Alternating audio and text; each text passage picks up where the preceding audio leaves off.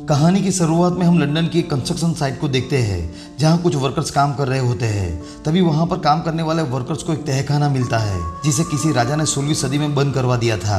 अब उन दोनों वर्कर्स को लगता है कि इस तहखाने के अंदर उन्हें कोई खजाना मिल सकता है, इसीलिए वो दोनों किसी को बिना बताए ही तहखाने के अंदर चले जाते हैं। वहां पर उन्हें चारों तरफ कंकाल ही कंकाल नजर आते हैं। तभी हम देखते हैं कि कुछ कंकाल अभी भी जिंदा है। वो उन दोनों वर्कर्स पर हमला करके उन्हें खत्म कर देते हैं। अब सीन शिफ्ट होता है और हम दो भाई एंडी और टेरी को देखते हैं जो अपने ग्रैंडफादर रे के साथ एक रिटायरमेंट हाउस में रहते हैं जिस पर गवर्नमेंट कुछ ही दिनों में कब्जा करने वाली है क्योंकि उन्होंने उस घर का रेंट नहीं दिया था। गवर्नमेंट ने उन्हें उस जगह को खाली करने के लिए ऑर्डर दे दिया है। अब उस घर में रह रहे कुछ ओल्ड पर्सन जो मिस्टर रे के अच्छे दोस्त है उन्हें भी ये घर छोड़कर जाना पड़ेगा और इसीलिए वो दोनों भाई एंडी और टेरी बैंक में रॉबरी करने का प्लान बनाते हैं ताकि वो उन पैसों से गवर्नमेंट की ये जगह खरीद सके। अब वो इस रॉबरी के लिए कार खरीदते हैं और फिर एक सोल्जर के पास जाते हैं जिसका नाम मिकी है जो इराक में लड़ी हुई लड़ाई से बचकर वहां से वापस आया था।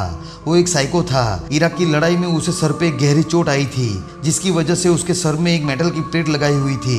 वो इतना पागल था कि जब भी उसे गुस्सा आता तो वो दूसरे लोगों को अपने उसी सर से बड़ी बुरी तरह से मारता था। इसके बाद एंडी और टेरी कुछ सामान लेकर अपने ग्रैंडफादर के पास जाते हैं। इस सामान को वो बैंक रॉबरी में यूज करेंगे और इस सामान में वर्कर्स की यूनिफॉर्म भी होती है। कुछ देर बाद वो दोनों अपने दोस्त केवी के पास जाते हैं जो रॉबरी में उन्हें टेक्निकल सपोर्ट करेगा। वो उन्हें बैंक में लगे हुए सारे कैमरास और सिक्योरिटी सिस्टम के बारे में बताता है। साथ में वो कहता है कि मैनेजर के पास एक अलार्म सिस्टम है जिसे वो हैक नहीं कर पाएगा। फिर वो तीनों आगे बढ़ते हैं। वो अपनी कजिन कैटी को भी अपने साथ ले जाते हैं। फिर वो अपनी टीम के 5वें मेंबर के पास पहुंचते हैं। वो 5वां मेंबर कोई और नहीं बल्कि मिकी था जो उन्हें वेपन सपोर्ट देगा। मिकी बहुत ही चालाक और स्ट्रांग बंदा था जो किसी भी सिचुएशन को बड़ी आसानी से संभाल सकता था और इसीलिए एंडी और टेरी ने उसे अपनी टीम में लिया था। फिर वो मिकी को कार में बिठाकर वहां से निकल पड़ते हैं। बीच रास्ते में मिकी उन्हें कुछ हथियार देता है। वो सभी अपने प्लान के मुताबिक बैंक पहुंचते हैं। फिर वो सभी वर्कर्स के कपड़े पहन लेते हैं क्योंकि उन्हें पहले से ही पता था कि कुछ वर्कर्स यहाँ पर पैसे लेने आने वाले हैं। फिर वो सभी बैंक के अंदर जाते हैं। उन्हें देखकर बैंक मैनेजर को लगता है कि वो कंस्ट्रक्शन साइट से पैसे लेने के लिए आए हैं, इसीलिए वो उनसे फॉर्म मांगती है। लेकिन फॉर्म न मिलने पर उसे उन पर शक हो जाता है और वो अलार्म ऑन कर देती है। लेकिन मिकी को ये पता चल जाता है और वो उस मैनेजर पर काफी गुस्सा हो जाता है। फिर वो लोग उसे सेफ रूम जहाँ पैसा रखा हुआ है वहाँ ले जाते हैं और सारे पैसे को लेकर वहाँ से जाने लगते हैं। लेकिन गेट के बाहर पुलिस आ चुकी थी। ये देखकर मिकी उन ऑफिसर पे शूट कर देता है और वो वापस बैंक के अंदर आ जाते हैं। इस तरफ रिटायरमेंट हाउस में सभी लोग काफी एंजॉय कर रहे होते हैं। लेकिन तभी वहाँ पर ज़ॉम्बीज आकर उन पर हमला कर देते हैं। लेकिन मिस्टर रे अपने साथियों के साथ सारे ज़ॉम्बीज का सामना करते हैं और फिर एक रूम में जाकर छुप जाते हैं और दरवाजा बंद कर देते हैं। इस तरफ एंडी और उसकी टीम चारों तरफ से पुलिस से घिर चुकी थी। अब मिकी बैंक में मौजूद दो लोगों को हॉस्टेज बना लेता है जिनका नाम एमा और क्लाइव होता है। मिकी उन दोनों के जरिए बाहर निकलने को सोचता है। फिर वो सभी बाहर आते हैं लेकिन वो देखते हैं कि बाहर चारों तरफ ज़ॉम्बी ही ज़ॉम्बी है जो लोगों पर हमला कर रहे हैं। फिर वो सभी लोग ज़ॉम्बीज से बचते हुए अपनी कार में बैठने लगते हैं। तभी एंडी देखता है कि एक औरत जख्मी है और वो उससे मदद मांग रही थी।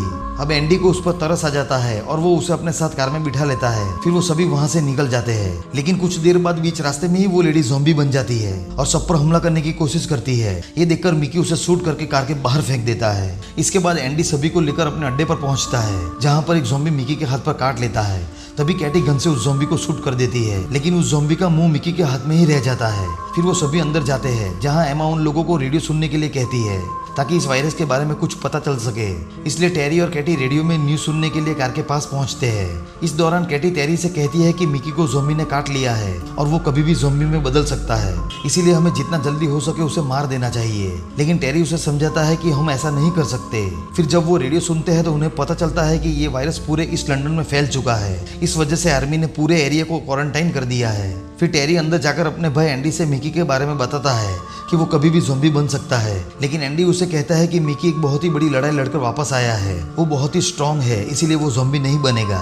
इसके बाद एमा उन लोगों को कहती है कि उसकी बहन बहुत ही बीमार है और वो घर पे अकेली है, इसीलिए हमें जाने दे। अब ये सुनकर मिकी धीरे धीरे अपने कंट्रोल से बाहर होने लगता है और वो टेरी से कार की चाबी ले लेता है। वो टेरी से कहता है कि अब मुझे तुम लोगों पर भरोसा नहीं है। फिर वो एमा और क्लाइव को अपने साथ ले जाता है और एक दूसरे रूम तक पहुंचता है जहां पर एक ज़ॉम्बी उस पर हमला कर देता है। मिकी उस ज़ॉम्बी का सर पूरा उल्टा करके तोड़ देता है। फिर वो एमा और क्लाइव को भी वहां बांध देता है। इधर एंडी पैसों का बैग कार में रखकर आ रहा होता है तभी उस पर एक ज़ॉम्बी हमला कर देता है, लेकिन एंडी उसे एक पावड़े की मदद से खत्म कर देता है।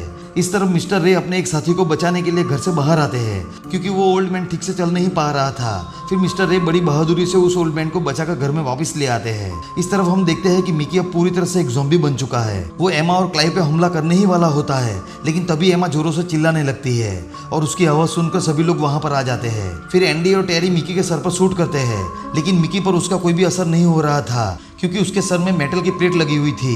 फिर एंडी बड़ी चालाकी से मिकी के मुंह में एक ग्रेनेड रख देता है, जिससे मिकी के चीथड़े उड़ जाते हैं। अब इस अफरा तफरी में क्लाइव के हाथ में एक गन लग जाती है। वो सभी को गन पॉइंट पे ले लेता है, लेकिन तभी उसके पीछे से कुछ ज़ॉम्बीज उस पर हमला कर देते हैं और उसे भी खत्म कर देते हैं। लेकिन इसी बीच वो गन भी चल जाती है, जिसकी गोली डेवी को लग जाती है और वो भी वहीं पर मारा जाता है। इसके बाद एंडी सब लोगों को रिटायरमेंट हाउस चलने को कहता है क्योंकि उसे उसके ग्रैंडफादर की फिक्र हो रही थी। वो लोग एमा को भी अपने साथ ले जाते हैं, जिसे वो लोग उसकी बहन के घर पर छोड़ देंगे।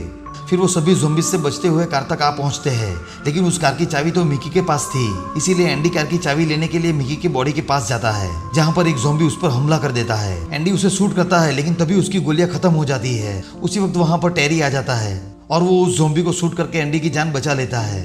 फिर वो सभी कार में बैठकर वहां से निकल जाते हैं। वो सभी मिकी के अड्डे पर पहुंचते हैं, जहां पर उन्हें बहुत सारे हथियार मिलते हैं। वो बहुत सारी गन्स अपने साथ ले लेते हैं ताकि वो ज़ॉम्बीज का सामना कर सके। फिर वो लोग एक बस को लेकर रिटायरमेंट हाउस तक पहुंचते हैं, जहां वो सभी छत से घर के अंदर जाते हैं। एंडी और टेरी को देखकर मिस्टर रे और बाकी सभी लोग बहुत खुश हो जाते हैं। फिर एंडी सभी लोगों को गन्स दे देता है, जिसकी मदद से वो ज़ॉम्बीज को खत्म करने वाले हैं। फिर वो सभी बाहर निकलते हैं। वो देखते हैं कि वहाँ पर बस नहीं है, जो बस वो एमा के हवाले करके गए थे।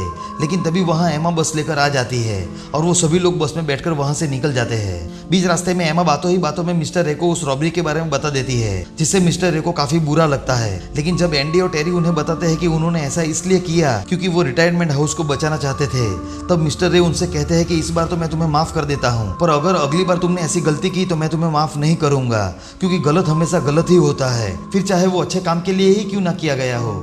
फिर वो सभी शहर की दूसरी तरफ आगे बढ़ते हैं, लेकिन बीच रास्ते में ही उस बस का फ्यूल खत्म हो जाता है। इसीलिए वो बोट से जाने का फैसला करते हैं। फिर वो सभी ज़ॉम्बीज को मारते हुए बोट तक पहुंच जाते हैं। वो सभी लोग बोट के अंदर बैठ जाते हैं, लेकिन जब वो बोट स्टार्ट करने जाते हैं तब उन्हें पता चलता है कि जल्दी में वो लोग बोट की चेन खोलना भूल ही गए थे। ये देखकर मिस्टर रे बिना समय गवाए अपने ग्रैंडसन को कैटी और अपनी वाइफ का ख्याल रखने को कहकर चेन खोलने के लिए अकेले ही ज़ॉम्बीज के बीच चले जाते हैं। वो चेन तो खोल देते हैं, लेकिन तब तक बहुत देर हो चुकी थी। सारे ज़ॉम्बीज रे को चारों तरफ से घेर लेते हैं और उस पर टूट पड़ते हैं और उसे मार देते हैं। अब ये देखकर सभी लोग बहुत ज़्यादा दुखी हो जाते हैं, क्योंकि मिस्टर रे ने ही सबकी जान बचाई थी। और वैसे भी एंडी और टेरी अपने ग्रैंडफादर से बहुत प्यार करते हैं। फिर एंडी, टेरी और कैटी बोट से नीचे उतरते हैं और वो सारे ज़ॉम्बीज को शूट करने ही वाले होते हैं। तभी वो लोग देखते हैं कि मिस्टर रे अभी भी जिंदा है, जो सारे ज़ॉम्बीज को मार रहे हैं। अब ये देखकर सभी लोग चैन की सांस लेते हैं और बहुत खुश हो जाते हैं। फिर वो सभी लोग मिलकर उस सारे ज़ॉम्बीज को मार देते हैं और बोट में बैठकर वहां से निकल जाते हैं। कुछ ही देर में वहां पर यूके रेस्क्यू फोर्स आ जाती है, जिसे देखकर उन्हें लगता है कि अब सिचुएशन कंट्रोल में आ जाएगी। लेकिन मिस्टर रे कहते हैं कि अगर हमारे लंदन में अभी भी कुछ ज़ॉम्बी बचे होंगे तो हम सभी मिलकर उन ज़ॉम्बीज को खत्म कर देंगे।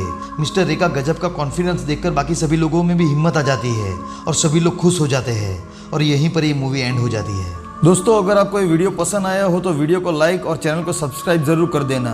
मैं मिलूंगा नई कहानी के साथ, तब तक के लिए take care, goodbye and thank you.